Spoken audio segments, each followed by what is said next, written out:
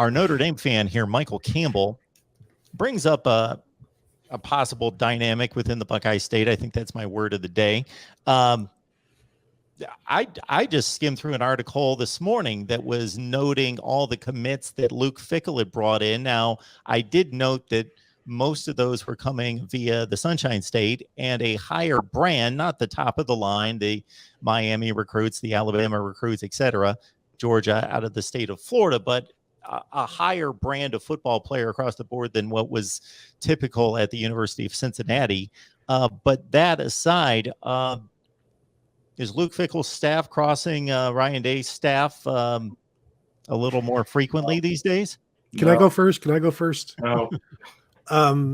As we have tried to explain to you, Michael, getting excited about the recruiting rankings in June is nonsensical, especially if you're at the top, because the SEC hasn't even really started yet. If you look at the number 2 ranked team in the 24/7 classes, it's Texas Tech. Are they suddenly better than Texas or Texas A&M? I remember Texas A&M with all of the NIL stuff. How are they not up there? But it is very early. And if you look at those classes, Cincinnati, they are ranked number 4 in the nation in their class, according to the 24/7 composite. Ohio State, 1 spot below them. Cincinnati with 18 commitments to Ohio State's 10. 15 of Cincinnati's 18 commitments are 3-star players. They have 2 4-star players committed and a commitment that is less than a 3-star. Ohio State has 9 4-star commitments compared to Cincinnati's 2, and 1 3-star commitment compared to Cincinnati's 15. So while I understand Michael is just trying to have fun there, I'm using this opportunity to point out that Notre Dame is not going to finish with the top recruiting class in the nation, because leading at the halfway point is a lot like leading at the halfway point in many other races. It's just other programs, teams, racers are biding their time, conserving their energy until it's winning time, and that's when they go and win it.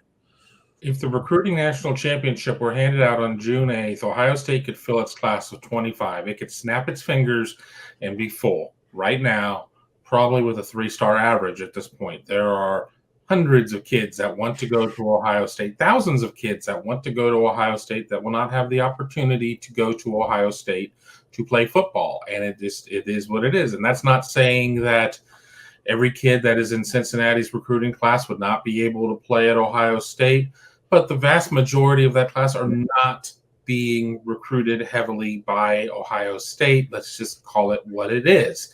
And that's not being ugly. That's just being a matter of reality at this point. So, yes, I agree. It's just trying to sit there and get a rise and catch Mark's attention and get your question asked on here and force us to answer the question yet again.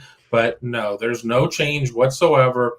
And when Jermaine Matthews, who's supposed to announce probably on the 4th of July and was all set to go to Cincinnati until Ohio State offered, and now the crystal balls and the whatever, bat signals and whatever other tools are out there to make recruiting predictions are all swinging toward Ohio State. Once again, it goes to show that Ohio State is the power broker in the state of Ohio when it comes to recruiting. And that's not to take away anything that UC did last year in terms of its on-field performance and everything else. All of that is great, tip of the cap to you and all, but there's not going to be a seismic shift of any sort in terms of recruiting within the state of Ohio.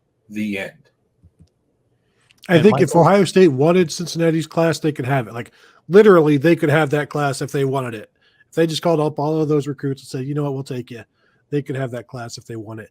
And one other comment from Michael, saying you can't change the song every month. It was recruiting in April, then it became recruiting in May, now it's June. It's all the same until the fall starts and those visits kick in, and then players actually have to decide. Right now, this is musical chairs.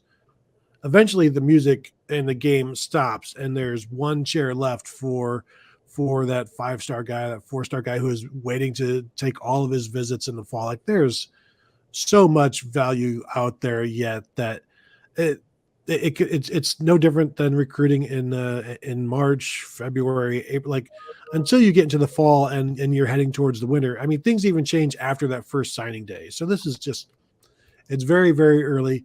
Congratulations on this is even earlier than a September Heisman, basically, type of thing that we're talking about. Michael, I absolutely do respond to a lot of emojis and caps. So that was well done on your part. I did respond, but I did change your question as well, or your comment. I was just taking, of course, the poke there, which was obvious, but taking it to, okay, well, I did see some things out of Cincinnati. Are they crossing paths with Ohio State a little more frequently than in the past?